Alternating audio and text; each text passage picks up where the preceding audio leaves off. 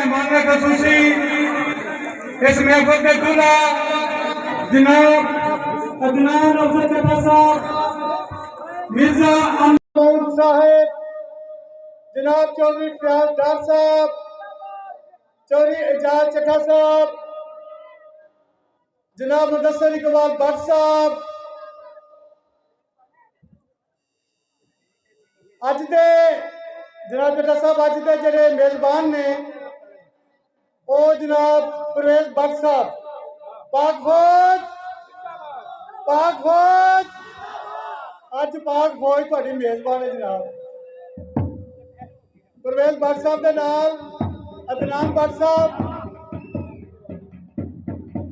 नदीम भट्ट साहब ते जनाब उमर भट्ट साहब, मोहम्मद पहलवान का बेटा, जनाब चार अज तुहाडे जेडे ने मेजबान ने। उन्होंने नाल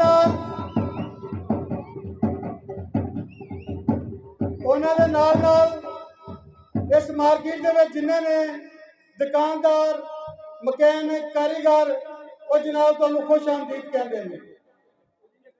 सानू पता तुसीं बड़े मसरूफ हो, थोड़ा लंबा चौड़ा टाइम नहीं लाँगे। असी सब नाल पहले अज के मेजबान परवेज भट्ट साहब उन्होंने नुमाइंदगी करेंगे नदीम भट्ट साहब और तुहानू खुश आमदीद कहेंगे। जनाब तुहाडी भरपूर तालियां नदीम भट्ट साहब।